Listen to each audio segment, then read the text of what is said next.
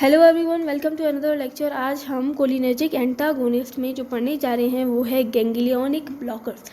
Ganglionic blockers मतलब वो जो जाएंगे गैंग्लियास को ब्लॉक करेंगे। ठीक है, गैंग्लियास में जो रिसेप्टर है उसे जाके ब्लॉक करेंगे।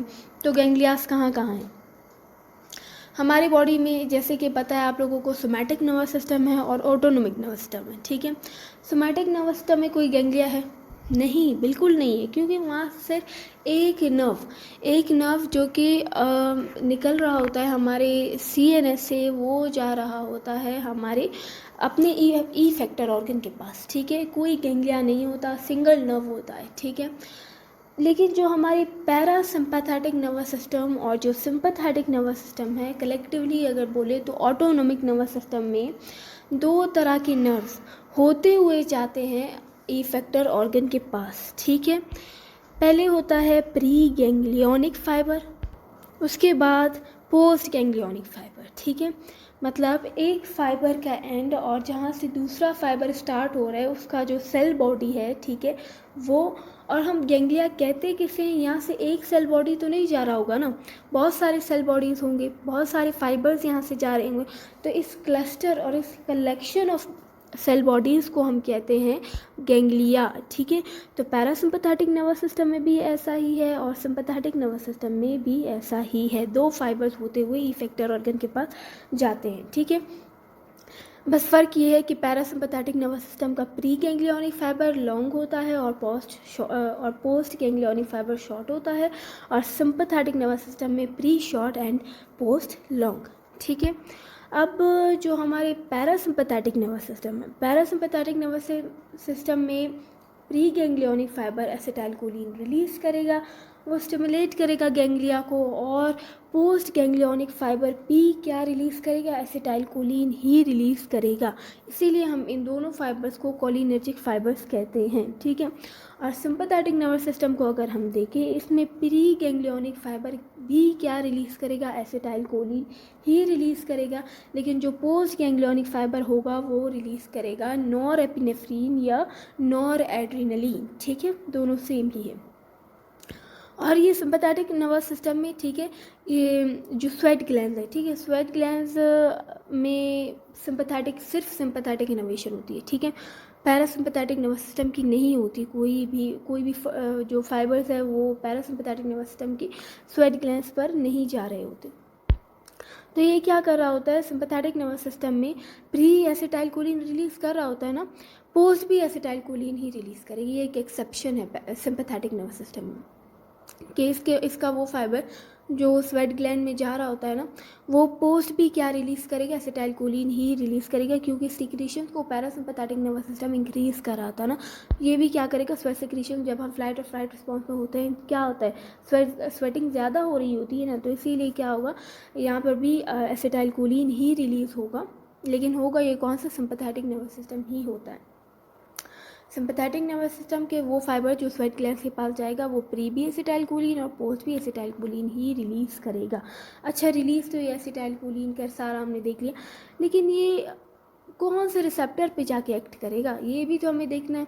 तो जो हमारे गैंग्लियाज है उनमें कौन सा रिसेप्टर है?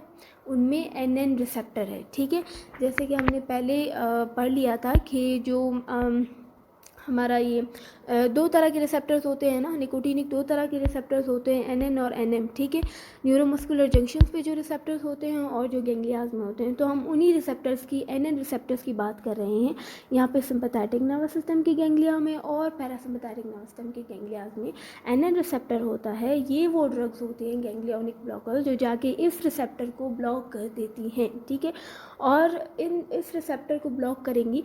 तो आप खुद बोलें, तो हमारी बॉडी वर्क कैसे करेगी अगर ये दोनों सिस्टम ब्लॉक हो गए? तो क्या होता है, जहाँ जहाँ पे जोन सा सिस्टम हमारे बॉडी में डुअल इनर्वेशन, ये आपको पता है। ठीक है, मतलब दोनों फाइबर्स जा रही होती हैं, ठीक है, एक ऑर्गन में। लेकिन क्या होता है, नॉर्मली हमारा पैरासिम्पैथेटिक नर्वस सिस्टम वर्क कर रहा होता है, लेकिन जो हम इमरजेंसी सिचुएशन में आ जाते हैं तो सिंपैथेटिक नर्वस सिस्टम काम करना शुरू कर देता है। ठीक है, लेकिन अब यहाँ पे क्या होगा, हम गैंग्लियास को ब्लॉक कर देंगे तो हमारी बॉडी कैसे चलेगी, तो जहाँ पे जो सा सिस्टम ज़्यादा डोमिनेंट है, ठीक है, वही सिस्टम वहाँ पे क्या होगा, ब्लॉक होगा, ठीक है। जैसे कि फॉर एग्जांपल यहाँ अगर हम देखें तो ब्लड वेसल्स में कौन सा सिस्टम ज़्यादा डोमिनेंट है, सिंपैथेटिक नर्वस सिस्टम ज़्यादा डोमिनेंट है। तो क्या होगा, जब हम गैंग्लियोनिक ब्लॉकर देंगे तो ब्लड वेसल्स में सिंपैथेटिक नर्वस सिस्टम ब्लॉक हो जाएगी, ठीक है। सिंपैथेटिक नर्वस सिस्टम क्या हो रहा था ब्लड वेसल्स पे, उसका क्या इफेक्ट था, वो ब्लड प्रेशर को इंक्रीज़ कर रहा था, ठीक है।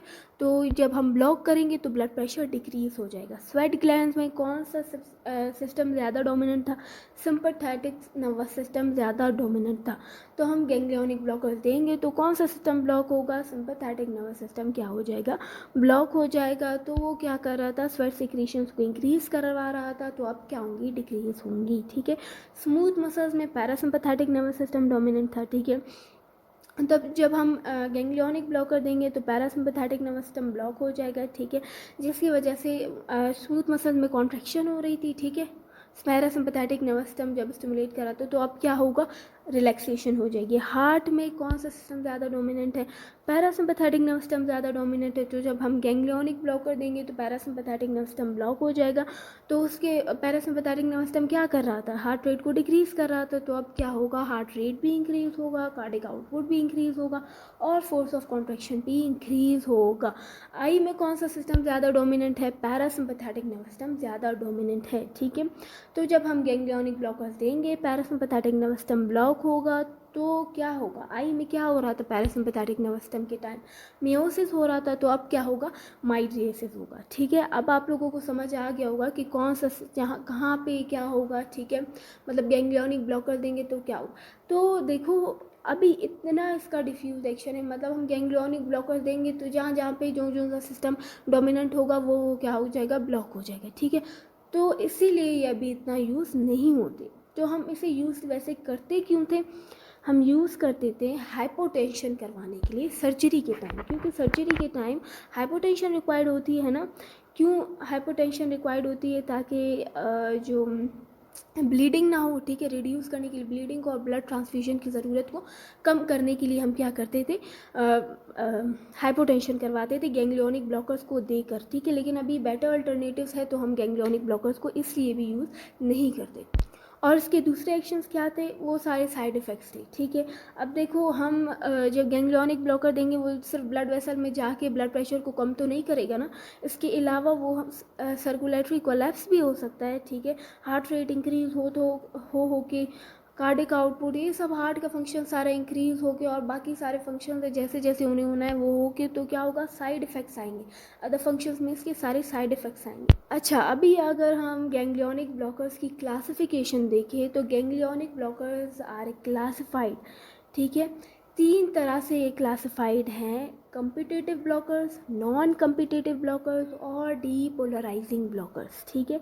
कम्पिटिटिव ब्लॉकर्स, अच्छा कम्पिटिटिव ब्लॉकर्स क्या करेंगे, जाएंगे एनएन रिसेप्टर को गैंग्लियाज में क्या कर देंगे, ब्लॉक कर देंगे, ये तो हमें पता है, ठीक है।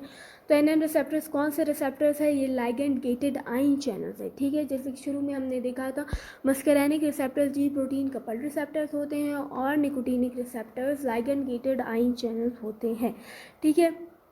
नॉर्मली क्या होता है, ठीक है, एसिटाइल कोलिन जाके अपने लाइगेंड बाइंडिंग साइट पे अटैच होता है, ठीक है, और जो चैनल है वो खुल जाता है, जिसकी वजह से आइंस का जो है वो इन्फ्लक्स होता है, आइंस इंटर करते हैं, ठीक है, सेल के अंदर, और इस तरह से क्या होता है, नॉर्मली ये हो रहा होता है। लेकिन ये कम्पिटिटिव ब्लॉकर्स क्या करते हैं, जाते हैं एसिटाइल कोलिन से कम्पीट करते हैं, ठीक है, और उसके बाइंडिंग साइट पे अटैच होते हैं और ब्लॉक कर देते हैं, इस चैनल को खुलने नहीं देते, ठीक है। इनमें अब कौन से ड्रग्स आते हैं, ट्राइमिथोफान, ठीक है, trimethaphan is example of competitive ganglionic blockers. इसके अलावा मीके मेलामाइन, पेम्पिडीन, ठीक है, दीज आर द एग्जाम्पल्स। और इसके अलावा अगर हम देखें दूसरा क्लासिफिकेशन क्या है, नॉन कम्पिटिटिव ब्लॉकर।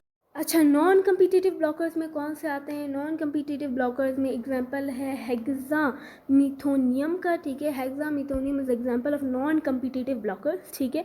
ये क्या करते हैं, ये कम्पीट नहीं करते एसिटाइलकोलिन से, क्योंकि ये उसके बाइंडिंग साइट पे जाके अटैच नहीं होते, बल्कि जहाँ से हमारा आयन चैनल खुल रहा होता है ना, ये वहाँ पे जाके क्या कर देते हैं, बाइंड कर जाते हैं, ठीक है। मतलब बैठ जाते हैं वहीं पे, और जो आयन चैनल है उसे खुलने ही नहीं देते, जिसकी वजह से ये भी क्या कर देते हैं, ब्लॉक कर देते हैं, ठीक है, गैंग्लिया को स्टिमुलेट होने से।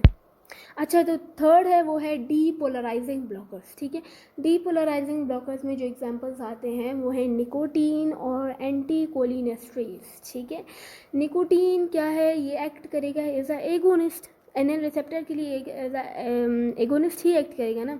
और एंटीकोलिनेस्ट्रेज ये भी क्या करेगा, इंक्रीज करेगा एसिटाइलकोलिन के लेवल्स को, और इनडायरेक्टली ये भी एज अ एगोनिस्ट ही एक्ट करेगा, ठीक है। तो ये किस तरह से एज अ एगोनिस्ट ये भी काम करेगा, ठीक है। तो ये किस तरह से उसको ब्लॉक करेंगे, किस तरह से हम इन्हें गैंग्लियोनिक ब्लॉकर्स कह रहे हैं, ये जाएंगे रिसेप्टर पे अटैच होंगे, ठीक है। उसे again and again again and again उसे स्टिमुलेट करते जाएंगे करते जाएंगे करते जाएंगे, जिसकी वजह से जो हमारा रिसेप्टर है वो डिसेंसिटाइज्ड हो जाएगा, और अल्टीमेटली जो चैनल है वो क्या हो जाएगा, ब्लॉक हो जाएगा, ठीक है।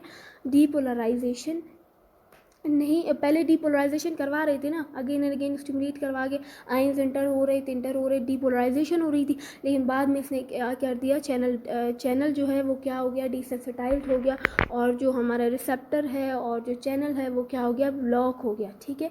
अब इनका यूज़ कहाँ पे, जैसे कि हमने कहा ये हाइपोटेंशन करवाते हैं, तो इनका यूज़ हाइपरटेंशन में है, ठीक है।